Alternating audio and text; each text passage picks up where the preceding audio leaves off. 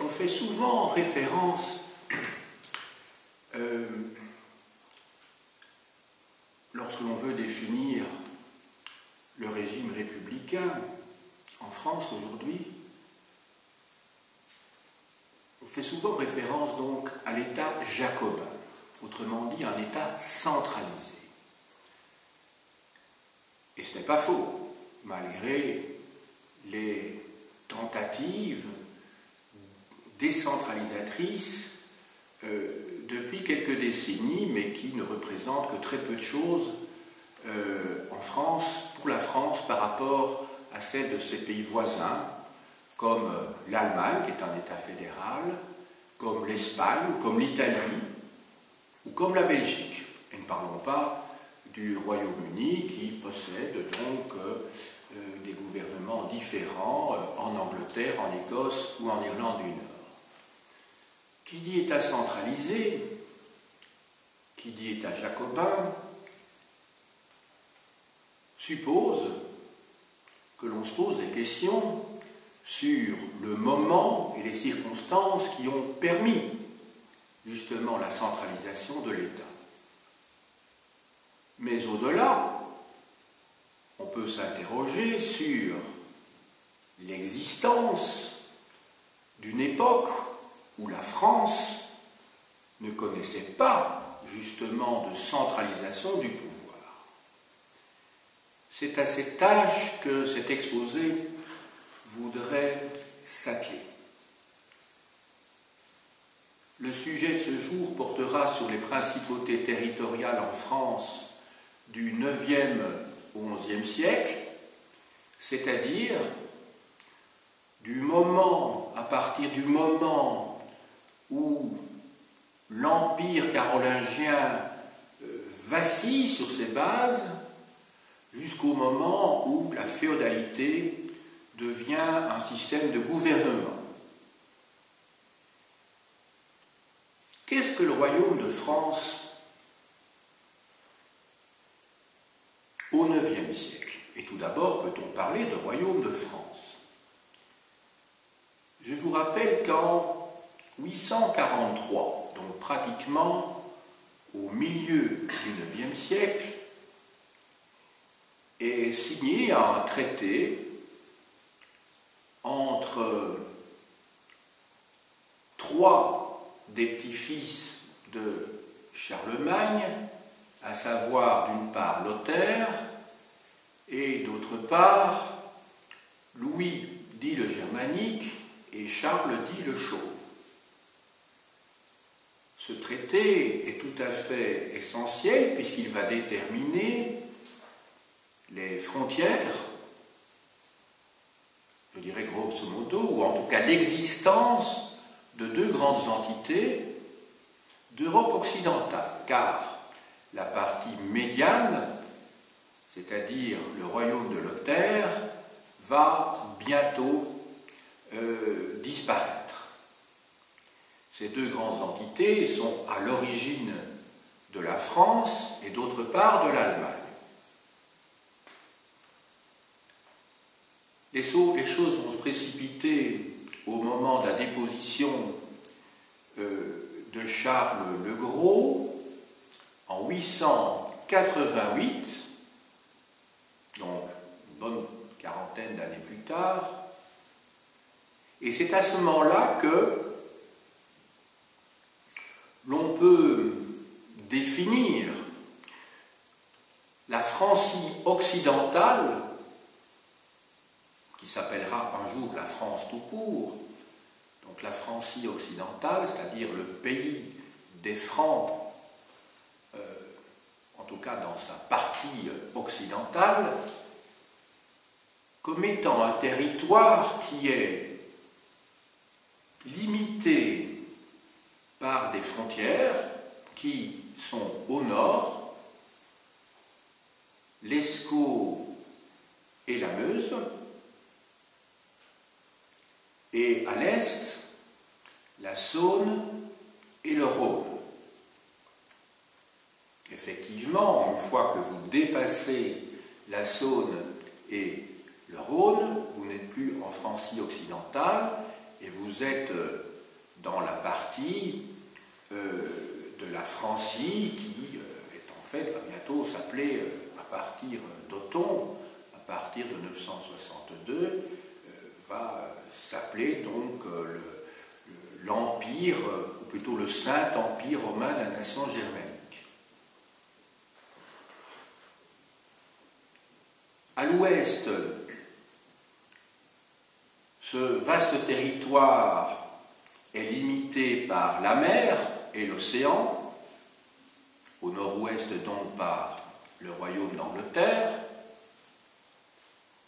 plutôt oui, ce qui va devenir le royaume d'Angleterre,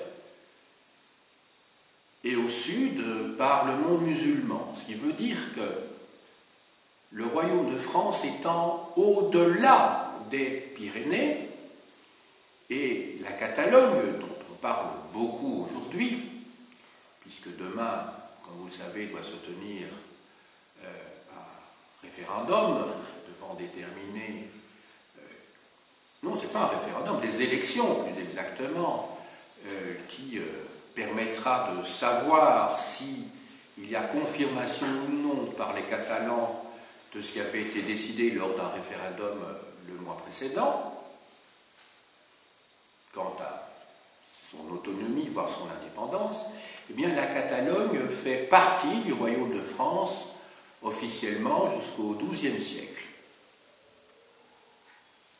Enfin, vous avez la Méditerranée au sud-sud-est qui détermine la frontière méridionale.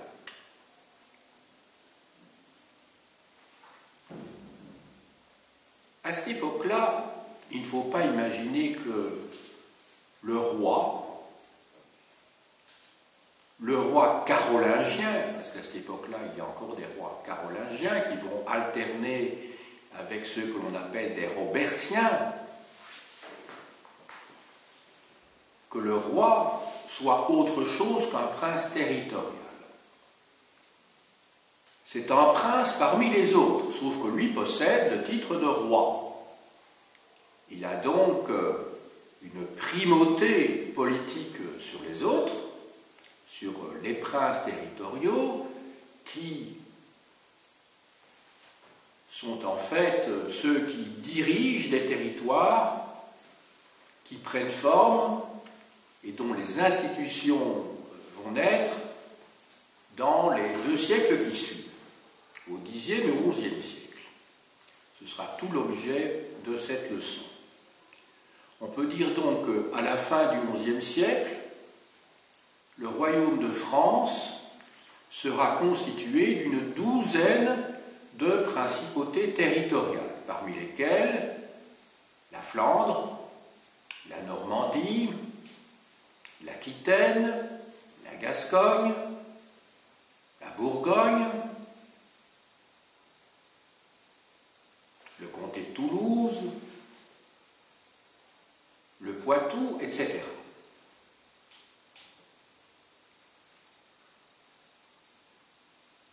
La question est de savoir comment, et c'est la question fondamentale, comment les principautés territoriales sont apparues. Autrement dit, depuis quand et pourquoi assiste-t-on à la formation de ces entités territoriales, ayant un statut particulier, qui font de ces principautés non pas des États à part entière, mais qui en font quelque chose de bien supérieur à des comtés quelconques, des entités administratives de l'ancien empire carolingien. Il y a 2 voies pour explorer ces origines. Jadis, les historiens accordaient beaucoup d'importance à l'explication de l'usurpation. Autrement dit, les princes territoriaux auraient constitué au sein même de la Francie occidentale des entités quasiment indépendantes, profitant d'un contexte particulier qui était celui des invasions dont l'Occident souffrait à cette époque, invasions venant du nord, les invasions normandes, invasions venant de l'Europe centrale, les invasions hongroises, et des invasions venant du sud, les incursions des Sarrasins. Et que donc le pouvoir royal, le pouvoir central, encore faut-il entendre par ce que l'on appellerait la centralité du royaume, le pouvoir central, le pouvoir royal ne pouvant pas faire face seul justement à ces invasions, aurait, par la force des choses, laissé faire des seigneurs puissants appelés à devenir des princes territoriaux. Je vous ai dit qu'il faut s'interroger sur la notion d'État central et ne pas faire d'anachronisme qui est ce péché bien connu que l'on commet lorsque l'on n'a pas la pratique de ce métier qui est l'histoire, par l'analyse des documents. Il ne faut pas imaginer que dans la deuxième moitié du IXe siècle de notre ère et au début du Xe siècle, il existait des États centraux. Il n'en existait point. Autrement dit, ça n'aurait pas de sens d'imaginer que le cœur du royaume de France ait eu une forme, ou en tout cas une protéiforme, oui, une première forme, annonçant déjà l'État moderne. Ce n'est pas le cas. Donc, il n'existe pas de centralisation du pouvoir à ce moment-là. Donc, pour pouvoir usurper le pouvoir par rapport à un pouvoir central, encore faut-il que cet État central existe. Ce n'était pas le cas. En revanche, la deuxième des hypothèses, la notion de délégation. Effectivement, le roi de Francie occidentale, donc d'abord souverain carolingien, ensuite souverain robertien avant que, tout à fait à la fin du Xe siècle, en 987, les Capétiens s'installent avec Hugues Capet, eh bien, il faut donc imaginer qu'il y a bien eu délégation du roi à des personnages qui étaient des hauts fonctionnaires, mais disposant d'une assise territoriale,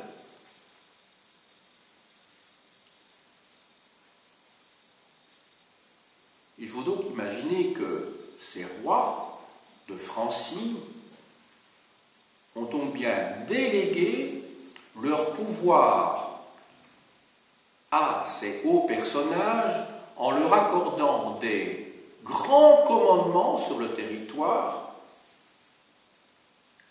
leur permettant d'exercer le banum, c'est-à-dire le ban royal. Le ban, en fait, c'est l'autorité du roi qui est déléguée pour exercer le pouvoir de se faire obéir, le pouvoir de commander, d'agir au nom du roi.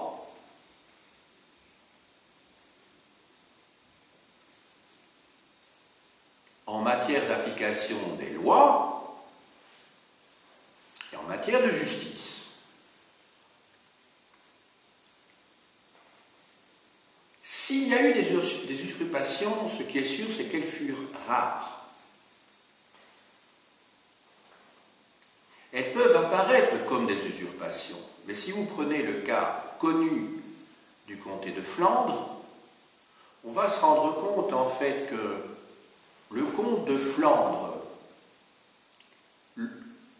était donc comte, c'est-à-dire la notion de comte. Je vous rappelle que sous l'Empire carolingien, c'est une fonction administrative qui vous donne des pouvoirs exécutifs, enfin législatifs, exécutifs et judiciaires. Il est entendu que la séparation des pouvoirs n'existe pas à cette époque-là, mais c'est pour vous en donner un contenu.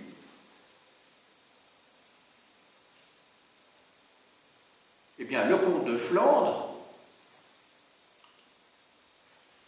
dispose donc de pouvoirs qui lui ont été accordés par délégation, mais le fait qu'il ait ravi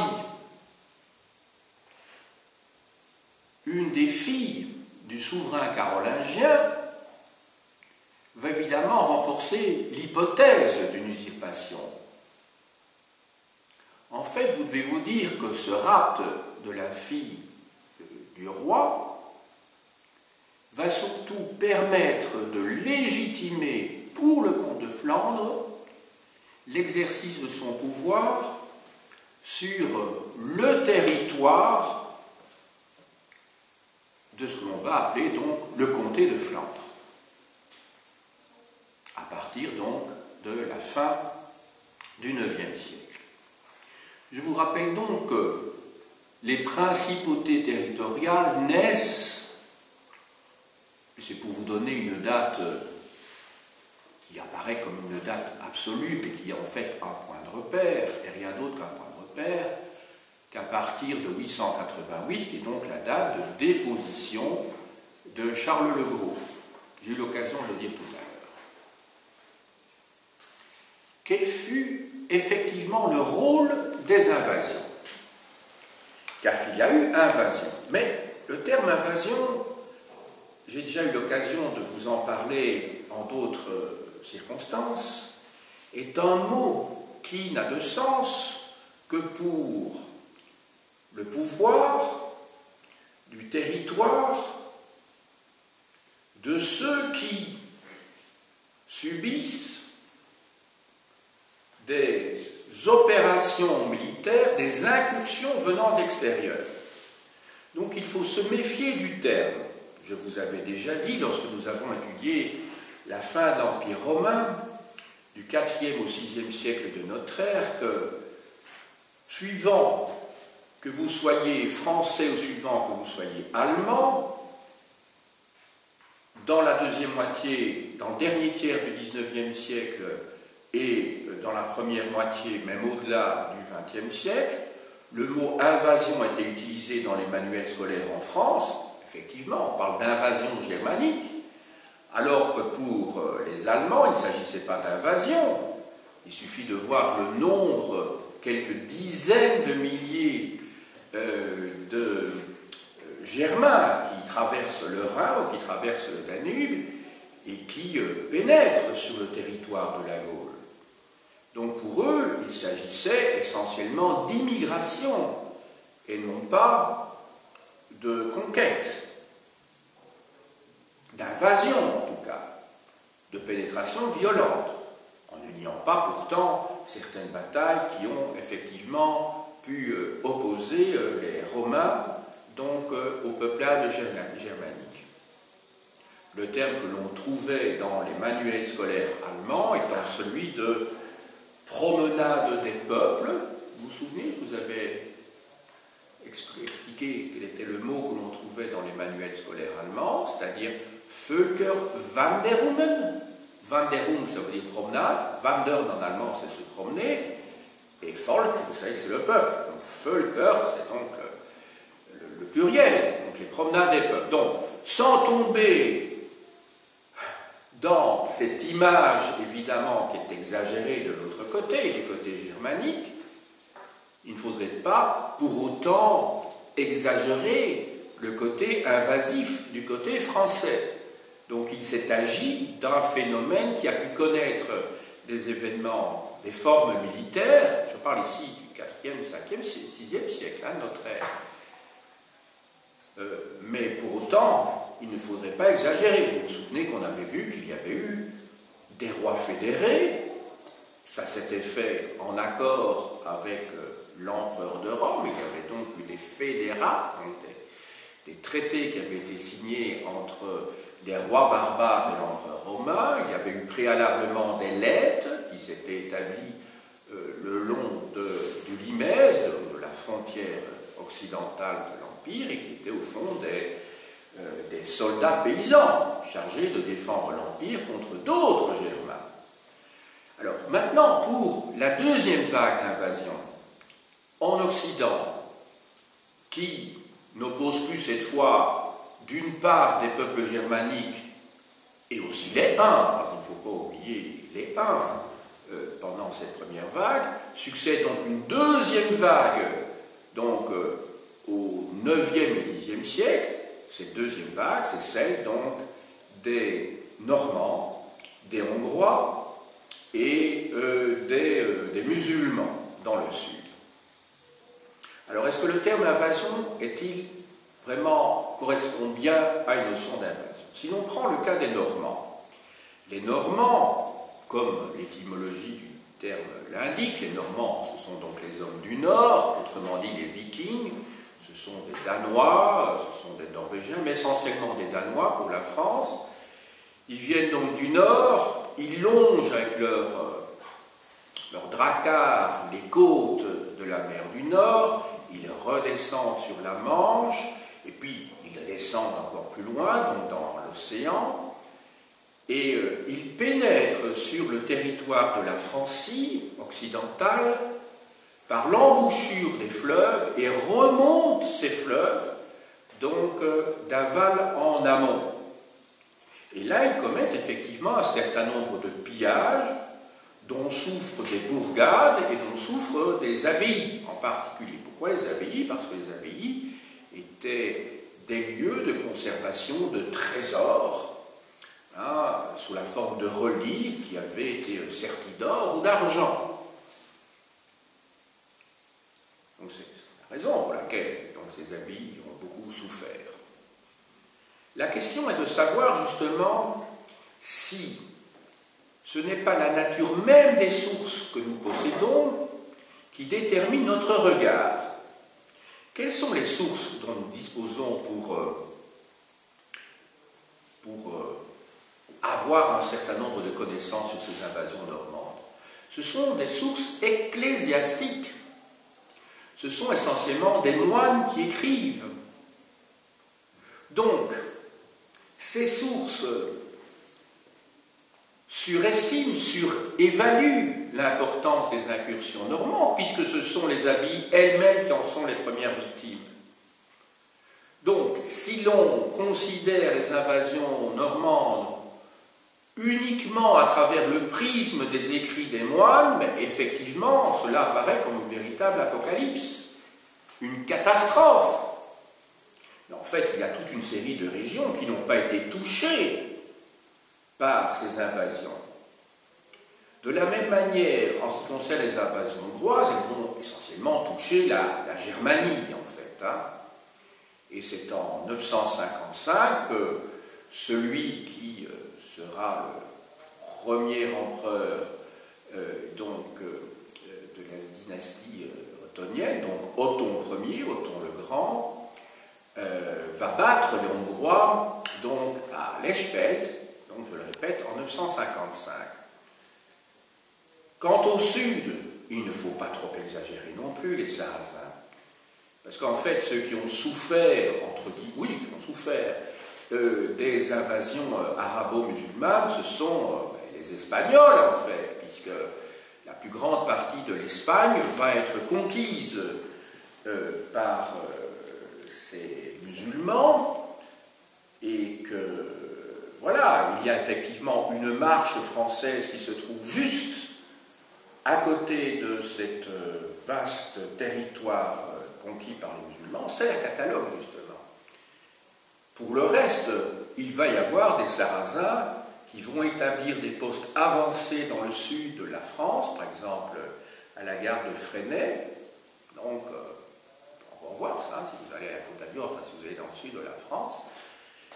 Mais il ne faut pas imaginer qu'il y ait eu des incursions beaucoup plus importantes à l'époque qui nous intéresse. À l'époque qui nous intéresse, on est quand même loin de la bataille de Poitiers de 732, qui a été remportée par, comme vous le savez, par le maire du palais Charles Martel, et qui a été fortement exagérée quant à son impact par les historiens des époques ultérieures, et surtout sous la Troisième République, là aussi, conduisant ainsi les Français à avoir le sentiment, à une époque où tous les États développent une politique nationaliste très importante, d'être, comment dirais-je, aux avant-gardes de la civilisation chrétienne, et d'autre part, face aux Germains, face à ces invasions des barbares. Mais tout ça a été fortement exagéré par des historiens nationalistes, et c'est ce qui fait que dans les manuels scolaires, on parlait de la bataille de Poitiers, je ne sais pas si on en parle encore, en tout cas j'espère qu'on n'en parle plus dans les mêmes termes, parce qu'en fait la bataille de Poitiers ne fut pas une grande victoire, enfin je veux dire c'est une bataille parmi beaucoup d'autres du même type. Il y a eu effectivement, Poitiers n'est pas quand même à la frontière espagnole, hein. Poitiers c'est vraiment à l'intérieur, vous imaginez, on est dans le Poitou, donc on est vraiment sur la Loire à cet endroit-là, donc c'est quand même assez au nord en France, on est bien d'accord, mais pour le reste, il n'y a pas eu d'établissement durable comment dirais-je, d'une entité politique musulmane quelconque au-delà de la Pyrénées. Non, pas du tout. Donc il faut relativiser tout ça. Et il se fait que ma génération encore a été marquée dans les manuels scolaires par les manuels français, bien que nous soyons en Belgique, où l'on parlait de la bataille de Poitiers, où l'on parlait des grandes invasions face aux barbares germaniques. Maintenant, je crois qu'on peut avoir un regard d'autant plus serein que, voilà, l'histoire nationale telle qu'on la concevait encore, on l'a conçue encore bien longtemps au-delà du, comment dirais-je, du 19e siècle, que cette vision comment dirais-je, s'est effacée par le fait même que l'Europe s'est construite en tant qu'entité politique, même si l'on sait aujourd'hui que cette entité politique est en train de chanceler sur ses bases. Hein. Voilà, donc autrement dit, comme toujours, l'histoire est fille de son temps, et l'histoire est toujours le produit d'une situation historique déterminée. Donc on écrit l'histoire en fonction du contexte dans lequel on se trouve et des ennemis du moment. Mais ça a laissé, hélas, des traces durables. Pensez à l'immigration en France. Il est évident que pour les anciennes générations, le fait d'avoir lu dans les manuels scolaires ce combat séculaire entre l'islam et la chrétienté, ça a laissé des traces, bien sûr, sur une partie de la population française qui a un réflexe, je dirais, de repoussoir vis-à-vis des populations musulmanes, exacerbé, bien entendu, par des politiques et par un phénomène actuel, mais qu'on ne peut pas expliquer uniquement par l'islam, ou par l'islamisme, ou par le djihadisme, qui est lié à l'immigration de populations qui viennent de la région subsaharienne, qui traversent le Sahara, qui arrivent en Tunisie, en Libye, qui veulent traverser la Méditerranée. Même chose pour des populations comment dirais-je, de pays qui souffrent de la guerre, l'Afghanistan, l'Irak et surtout maintenant donc la Syrie, et qui arrivent en Europe donc par la voie de la Turquie et de la Grèce et des Balkans surtout.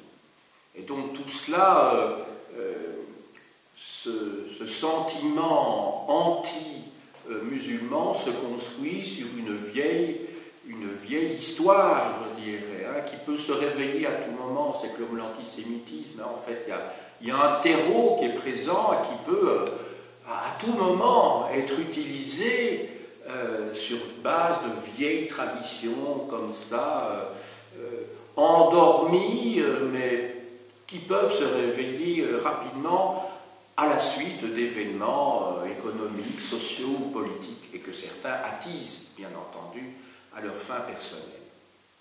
Donc, il faut relativiser, je vous l'ai dit. Nos sources sont principalement des sources ecclésiastiques, des sources monastiques, et par conséquent, cela donne une amplification d'un phénomène pour les invasions normandes qui ne fut sans doute pas aussi important. Néanmoins, il n'en demeure pas moins qu'ils ont pillé les abbayes. Il ne s'agit pas de nier le phénomène, il s'agit de le relativiser. Et donc, les invasions ont pu jouer un rôle, effectivement, dans la naissance des principautés territoriales, c'est ça qu'il faut retenir, mais on ne peut pas expliquer la naissance de ces mêmes principautés uniquement pour cette raison-là. Ça, c'est tout à fait sûr. La raison doit être expliquée dans l'effondrement du pouvoir central, entre guillemets. Je vous ai dit dans quelle mesure cette notion de centralité ne doit pas faire l'objet d'anachronisme par rapport, pour les historiens actuels, qui projetteraient l'État jacobin français donc du début du XXIe siècle, comme ça, il y a plus d'un millénaire. Ça n'aurait pas de sens. Donc il y aurait eu, c'est même certain, un effondrement de l'État carolingien, donc aux environs du milieu du IXe siècle, et cet État donc finit par éclater, c'est 843, et par la suite, cet État va donc disparaître. Le titre impérial, d'ailleurs, disparaît au début donc, du Xe siècle, pendant plusieurs décennies, pour renaître avec Othon, comme je le disais tout à l'heure, en 962. Passons maintenant aux bases du pouvoir de ces princes territoriaux. Tout d'abord, ces princes territoriaux, et c'est sans doute l'essentiel, disposent, pour assurer ce même pouvoir, d'une assise foncière importante. Autrement dit, ce sont des propriétaires terriens, de très grands propriétaires terriens, mais qui ne possèdent pas pour autant des propriétés en continu. Ils peuvent posséder des territoires à tel endroit, d'autres à un autre endroit, mais en tout cas, ils sont certainement des grands propriétaires terriens du territoire sur lesquels ils exercent leur délégation du ban royal dont il était question tout à l'heure. Je rappelle que le ban royal, c'est le droit de commander, le droit de se faire obéir. Donc d'exercer un pouvoir militaire, un pouvoir fiscal, un pouvoir judiciaire. Ces princes territoriaux ont besoin de légitimer, comme tout pouvoir, l'exercice de leurs fonctions. Ils vont donc constituer des lignées où le pouvoir princier se transmet de génération en génération, de père en fils, dans l'ordre de primogéniture, entre mâles. Ces princes territoriaux bénéficient d'honores. C'est un mot latin qu'on peut traduire littéralement par honneur, mais il faudrait se méfier d'une transposition littérale du terme honneur en français. Alors, que signifie en fait disposer d'honores? Eh bien, ça signifie tout d'abord que l'on dispose d'un titre, que l'on dispose d'une fonction, mais aussi que l'on dispose d'une rémunération qui est liée à cette fonction. Autrement dit, dès lors que l'on reçoit par délégation la fonction d'exercer le ban royal sur un vaste territoire, sur une principauté, elle doit être liée au bénéfice d'un certain nombre de revenus, et donc les honneurs, c'est tout cela en même temps. Donc c'est le titre, la fonction et sa rémunération. On voit dès lors que l'on est dans un système de type féodal. Je vous rappelle que le terme féodal vient du mot fief, feodum en latin, et que le fief c'est un bénéfice, représenté la plupart du temps par une terre, qui permet à son bénéficiaire d'assurer une fonction qui lui est déléguée par quelqu'un qui lui est supérieur.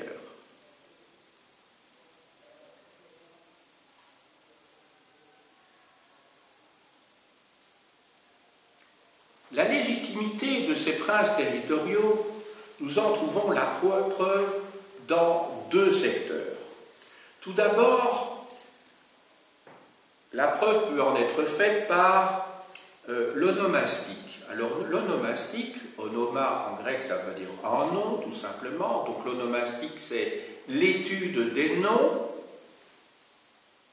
et l'on voit qu'effectivement dans les lignées princières, pour légitimer l'héritier, on va lui donner le même nom que celui que l'on a reçu soi-même.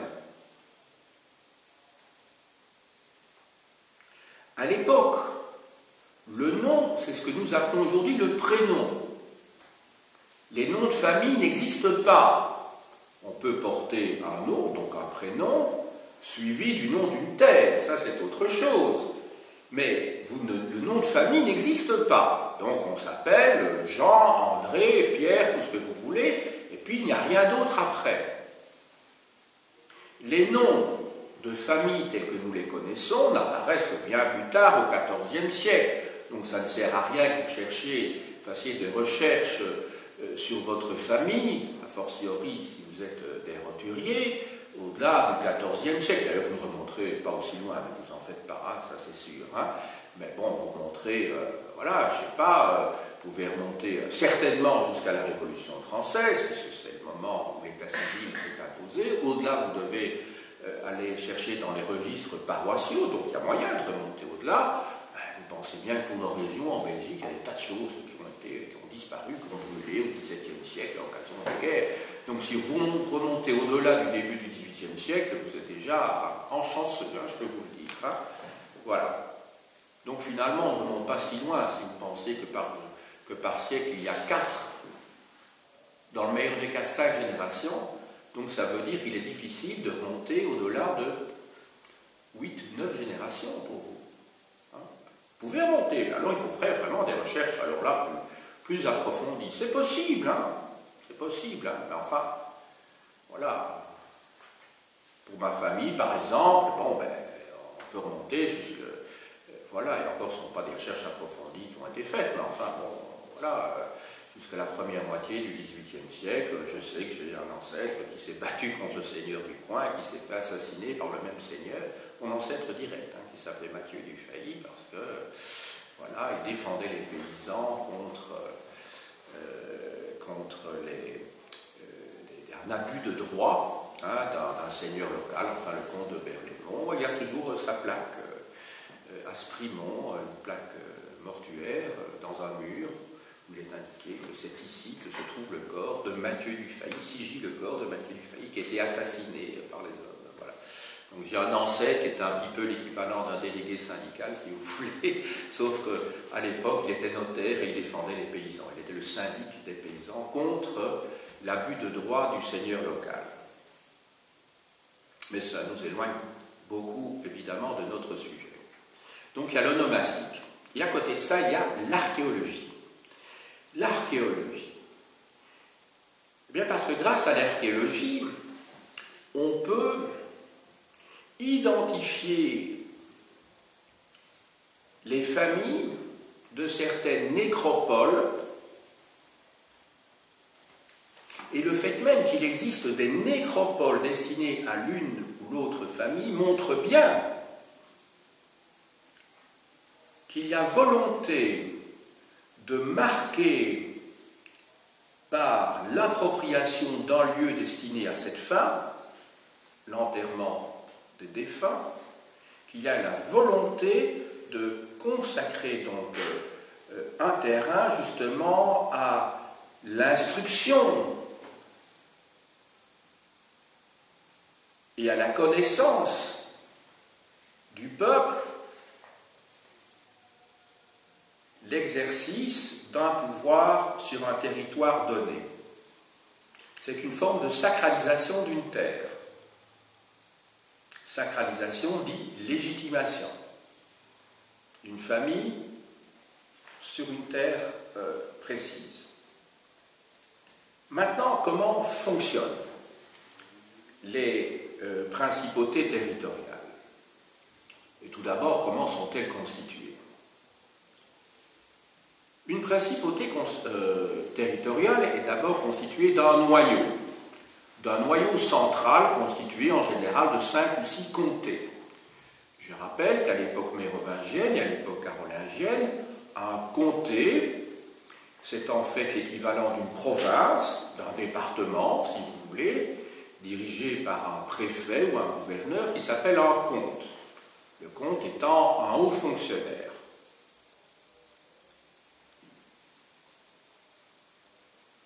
Autour de ce noyau, constitué donc par 5 ou 6 comtés, dirigés par un prince territorial, il y a des comtés qui peuvent bouger, passer d'une principauté à l'autre. Donc les frontières ne sont pas strictement définies. Elles sont mouvantes, elles sont mobiles. Ces principautés territoriales peuvent s'agrandir, en particulier, par la conquête de territoires voisins.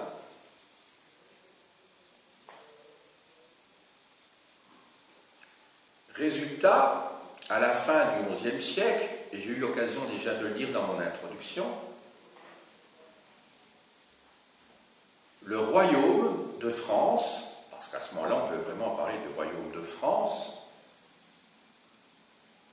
est constitué d'une douzaine de principautés, et on peut dire que le royaume de France est en fait une sorte de grand puzzle de principautés plus ou moins dépendantes. Car il faut savoir que les princes territoriaux disposent des droits régaliens, c'est-à-dire des droits qui sont propres à l'autorité souveraine d'un État, à savoir la disposition, ou plutôt la construction, oui, d'une armée. Donc le comte de Flandre, le duc de Normandie disposent de leur propre armée. Ce ne sont pas donc des régiments qui appartiennent, d'ailleurs le mot régiment n'a pas de sens pour cette période-là, qui sont des régiments du roi qui sont installés dans ces principautés. Non, ce sont bien les troupes du duc de Normandie ou du comte de Flandre. Ce n'est pas par hasard que je prends évidemment ces deux principautés, parce que ce sont les deux premières principautés à se constituer et à être les plus fortes dès le Xe siècle. Si vous pensez au Xe siècle, le cas de la Normandie, la Normandie est une principauté qui s'est constituée sur base d'une conquête de Vikings, justement, et c'est eux qui vont donner leur nom à cette principauté, puisque cette principauté s'appelle la région, la principauté des hommes du Nord, Normandie, les hommes du Nord.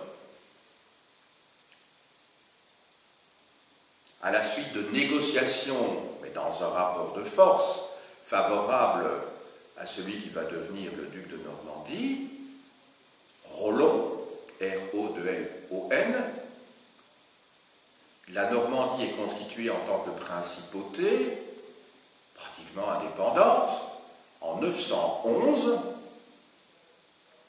au traité de Saint-Clair-sur-Epte, donc Saint-Clair-sur-Epte, par le roi carolingien Charles III, dit le Simple.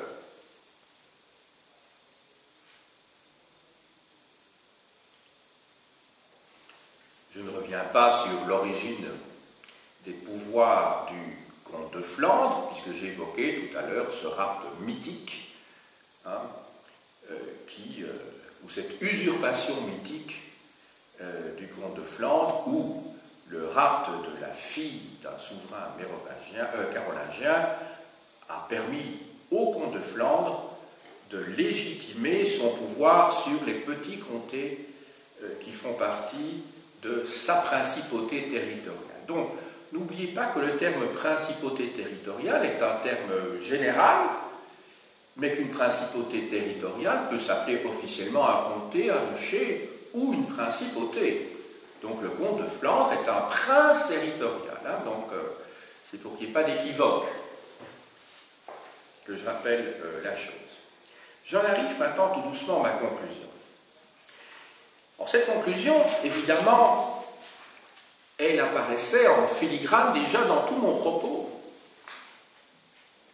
La question est de savoir si ces principautés territoriales qui naissent, je dirais en gros dans le dernier tiers,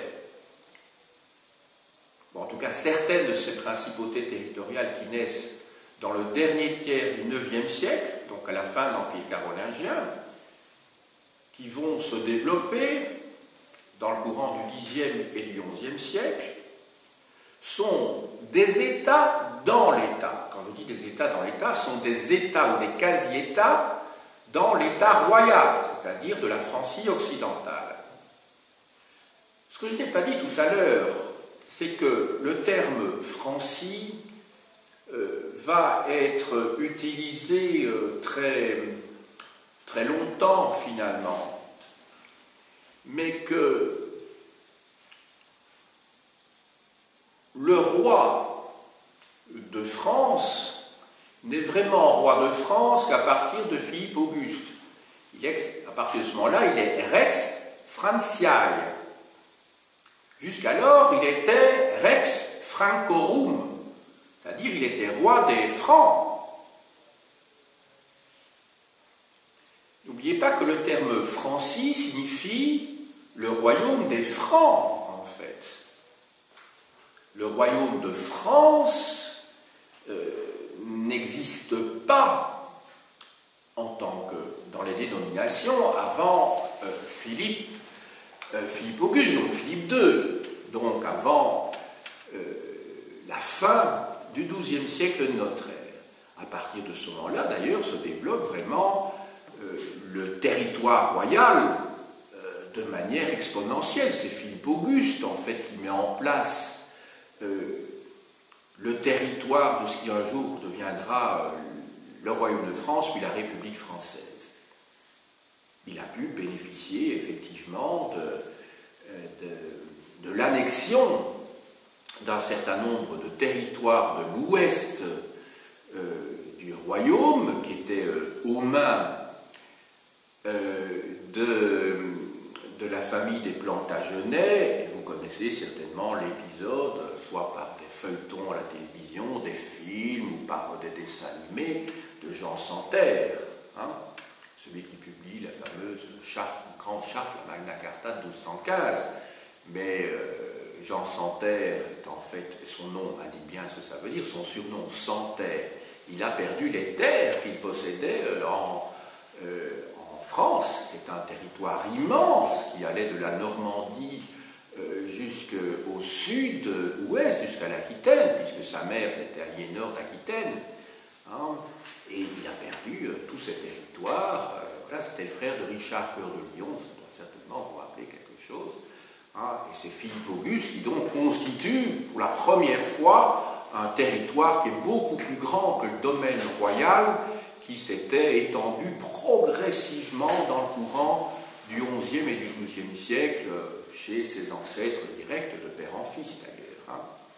Alors il y aura des étapes ultérieures bien connues, il va y avoir Saint-Louis dans le courant du XIIIe siècle, mais en fait, et alors surtout celui qui va marquer, je dirais, la naissance de la monarchie centralisatrice, c'est Philippe le Bel. Hein, c'est aux environs entre, je ne sais pas, 1280 et 1320 que se mettent en place les institutions pré-modernes d'un État français. Et alors, le sommet, bien sûr, c'est Louis XIV au XVIIe siècle, avant que l'œuvre de Louis XIV ne soit parachevée par les révolutionnaires jacobins entre 1792 et 1794. Et alors, celui qui va constituer vraiment le sommet de cette centralisation en France, c'est Napoléon, évidemment, hein, sous le consulat et sous l'Empire entre 1800 et 1814. Voilà. Donc, c'est pour vous retracer comme ça un long chemin qui va de l'époque carolingienne jusqu'à l'époque napoléonienne, avec progressivement, donc tout d'abord, à la suite de cet effondrement de l'Empire carolingien, la naissance de proto-États. Ce sont des quasi-États, en fait, hein, les principautés territoriales, qui vont, comment dirais-je, elles-mêmes être dissoutes, ou vont être annexées, ou vont être conquises, ou vont être, annexées par mariage, ou par héritage, par les rois de France. Et c'est ce qui donnera à la France, au XVIe siècle, le caractère d'un État unifié, en gros à l'époque de François Ier. Alors maintenant, s'agit-il d'État dans l'État? C'était la question que je posais. Alors on peut dire oui, dans une certaine mesure, ou presque plus exactement, parce que les princes territoriaux ont une titulature qui est proche de celle des rois. Ils sont, en fait, non pas princes d'un territoire, ils sont princes d'un peuple. Ils sont les maîtres d'un peuple. Il y a quelques instants, je vous ai dit que, jusqu'à Philippe Auguste, le roi de France est Rex Francorum, il est roi des Francs, et puis devient ensuite Rex Franciae, c'est-à-dire roi de France. Eh bien, de la même manière, ces princes territoriaux, qu'ils soient comtes, qu'ils soient ducs ou qu'ils soient princes, donc comte, ça se dit comes, comites au pluriel en latin, les ducs, ça se dit dux, duques au pluriel, et princeps, ça se dit principes, mais en fait, en général, ils sont comtes, ducs ou marquis également. Être marquis, ça veut dire être à la tête d'une marche, c'est-à-dire d'une frontière, d'une province frontalière destinée à se protéger contre un ennemi extérieur. Il y avait la marche de Bretagne, par exemple, là, comme Charlemagne, il y a la marche d'Espagne, hein, pour se protéger contre les musulmans. Pensez à l'Autriche, hein, qui était l'Östermark, hein, c'est-à-dire la marche de l'Est. Ça va? Donc, le comte de Flandre, il n'est pas comte de Flandre, il est comte des Flamands. Le duc de Normandie, il n'est pas duc de Normandie, en fait, il est duc des Normands, etc., etc. Hugues le Grand, qui est le fondateur de la dynastie capétienne, dont le fils deviendra roi sous le nom de Hugues Capet, eh bien, Hugues le Grand, en fait, est duc des Francs. En gros, de l'île de France, hein, pour simplifier, c'est pas tout à fait ça, mais enfin, en gros, disons, en très gros, à la grosse louche, hein, parce que je vous dis, c'est pas tout à fait ça. Voilà. Maintenant, je vous ai dit qu'on peut dire que dans une certaine mesure, ce sont des États dans l'État. Maintenant, je tiens à nuancer mon propos. Je voudrais vous dire que pas tout à fait quand même. Pas tout à fait quand même. Donc presque, mais pas tout à fait. Pas tout à fait, pourquoi? Parce qu'en fait, ces princes territoriaux sont en fait les chefs de l'aristocratie de leur principauté. On est vraiment dans un système féodal. Une pyramide, la fameuse pyramide que vous connaissez bien. Donc le roi de France reçoit, ou plutôt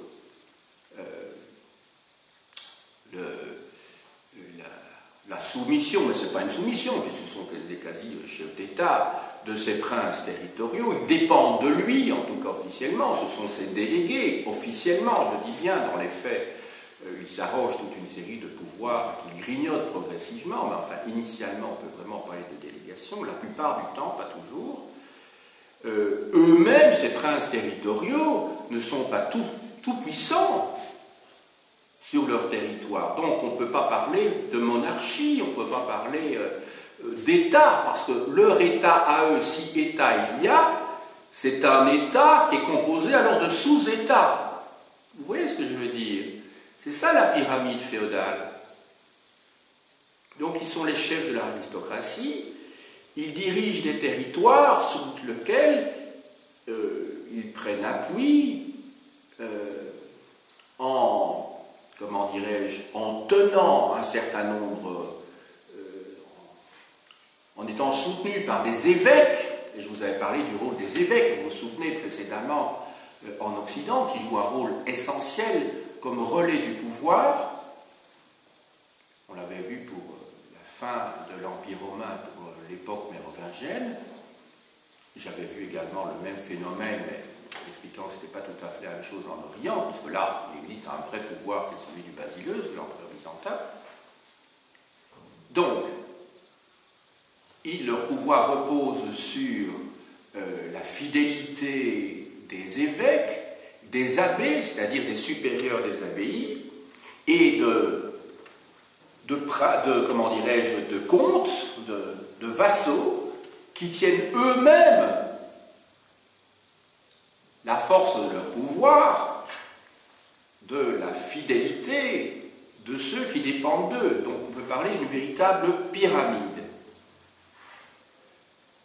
Pour utiliser une expression qui parlerait plus à votre génération, d'ailleurs, qu'à la mienne, et à laquelle on fait souvent référence en sociologie de la communication, on pourrait dire qu'il s'agit d'un gouvernement en réseau. C'est très à la mode de parler de réseau à l'heure actuelle. Depuis que le net existe, d'ailleurs, on parle de réseau. On peut dire qu'il s'agit d'un gouvernement de réseau, en réseau, constitué de liens personnels. C'est très important, ça, de liens personnels. Pour sauter plusieurs siècles, pour nos régions, les Pays-Bas, enfin, les Pays-Bas, c'est donc la Belgique, au XVIIe, au XVIIIe siècle. Quand vous pensez que les Habsbourg, qu'il s'agisse des Habsbourg d'Espagne ou des Habsbourg d'Autriche, eh bien, quand ils étaient dans nos régions, ils n'agissaient jamais en tant que roi d'Espagne ou en tant qu'empereur du Saint-Empire de la nation germanique, non. Dans nos régions, ils étaient comtes de Flandre, ils étaient ducs de Brabant, ils étaient ducs de Luxembourg, ils étaient comtes de Hainaut, voilà, ducs de Limbourg. Donc ils avaient si vous voulez, les habitants de nos régions jusqu'à la Révolution française, c'était des habitants qui avaient un lien personnel avec un prince territorial. Il se fait que ce prince territorial était en même temps comte de Flandre, duc de Limbourg, duc de Luxembourg, etc., parce que tous ces duchés, tous ces comtés avaient été annexés par conquête, par mariage, par héritage, et que ces personnes étaient en même temps rois d'Espagne et en même temps empereurs du Saint-Empire romain. Mais donc, le gouverneur général ou la gouvernante générale dans nos régions s'exprimait au nom, non pas de l'empereur, mais au nom d'un personnage qui était en même temps empereur, mais duc de Brabant, comte de Flandre, etc. C'est pour vous montrer que cette notion de principauté territoriale, même dans le cadre d'un phénomène de centralisation, que nous avons connu aussi au XVIIe et au XVIIIe siècle, eh bien, cette notion de principe de prince territorial, elle perdure bien au-delà de cette époque reculée que nous avons étudiée aujourd'hui. Voilà, je crois vous avoir dit l'essentiel de mon projet aujourd'hui. J'espère que vous avez bien retenu que étudier la naissance des principautés territoriales est un chapitre indispensable pour comprendre comment on passe de cet empire carolingien dont il ne faudrait pas surestimer la force et le caractère centralisé vers l'époque féodale comprendre la monarchie en France telle qu'elle se développe, surtout à partir de Philippe le Bel, aux environs de 1300, jusqu'à la Révolution française, eh bien, il faut avoir bien compris quelles sont ses racines. Et tout ça, en fait, ce sont des strates qui se sont progressivement superposées les unes sur les autres, mais qui vont conduire à un enchevêtrement d'institutions assez incroyable, auquel la Révolution française, les Jacobins, justement, ont mis bon ordre, en supprimant les généralités, les pays d'élection en matière de fiscalité, en supprimant les différents ressorts des parlements, des cours supérieurs, supérieurs de justice, donc des cours d'appel. C'était extrêmement compliqué que le droit, à l'époque de l'Ancien Régime, et l'œuvre de la Révolution française, et plus particulièrement des Jacobins, n'a pas tellement été de centraliser le pays, puisque cette centralisation était en cours depuis plusieurs siècles, et ça a bien été expliqué par Alexis de Tocqueville dans son livre « L'Ancien Régime et la Révolution » en 1856, sauf erreur de ma part, mais en fait, c'était de mettre de l'ordre, y compris dans les unités de mesure, les unités monétaires, et alors le couronnement, c'est évidemment en 1804 la rédaction et la publication du Code civil par Napoléon. Je vous montre maintenant un certain nombre de livres. Alors, la France médiévale sous la direction de Jean Favier, en Fayard.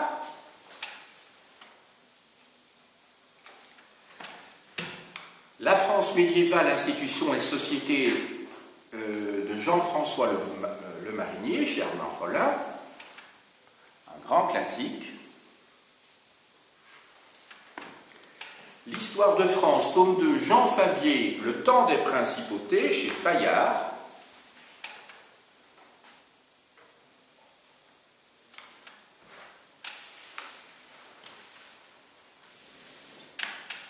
Alors, un ouvrage beaucoup plus récent et qu'il faut absolument lire, de Florian Mazel, 888, vous vous souvenez la date de déposition de Charles le Gros, 1180, c'est le moment de l'avènement de Philippe Auguste, Féodalité, donc c'est donc le tome, il n'y a pas de numéro, mais c'est en tout cas un des volumes de l'histoire de France sous la direction de Joël Cornette, chez Belin.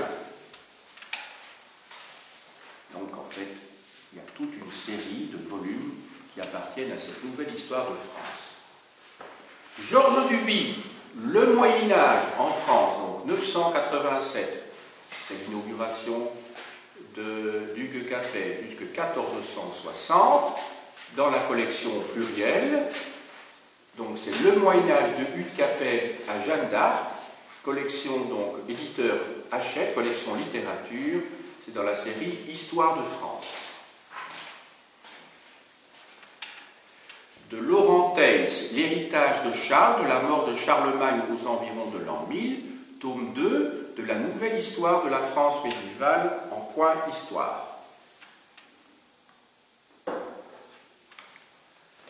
De Dominique Barthélemy, L'ordre seigneurial, 11e-12e siècle, nouvelle histoire de la France médiévale, tome 3, point histoire. La France de l'an 1000 sous la direction de Robert Delors, point histoire.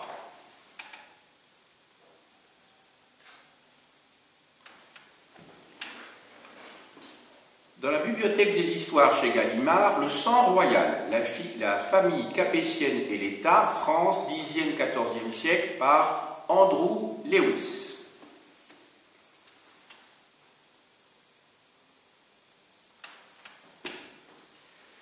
Un vieil ouvrage, mais un classique, dans la collection Notre Passé, la Renaissance du livre, paru à Bruxelles, de François-Louis Gadzoff, La Flandre sous les premiers comtes.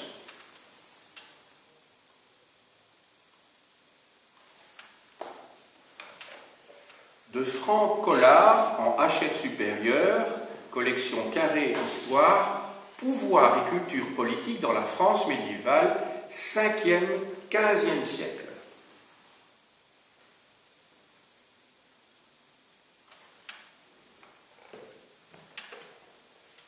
Les invasions, le second assaut contre l'Europe chrétienne, 7e, 11e siècle, par Lucien Musset dans la collection Nouvelle Clio.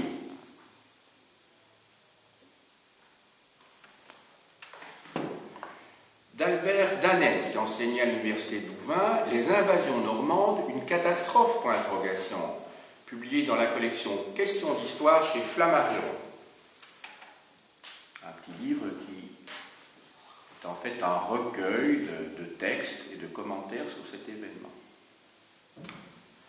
Et enfin, un numéro, je crois que c'est même le dernier, oui, de la revue L'Histoire, numéro 442, décembre 2017, donc il vient de paraître, Les Vikings, une saga européenne. Vous le savez, cette revue est à la bibliothèque de l'école ici. J'ai dit.